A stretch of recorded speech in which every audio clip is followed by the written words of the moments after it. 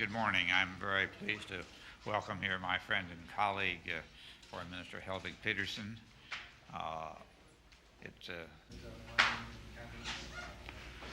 I say, we're anxious to minimize the effect on our allies while maximizing it on Castro, but we are carrying out what is the law of the land. The onus on the Russian army, or that you have a particular concern.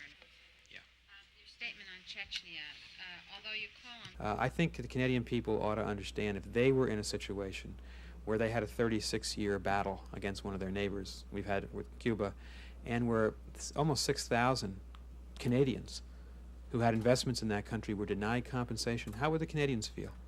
Would the Canadians think it was right for Americans to invest in stolen Canadian property? I think that's a side of the issue that maybe the Canadian public needs to hear, and maybe it's not being presented by the Canadian government. I'm not. We're not guessing. We have reason to believe that's why the decisions were made.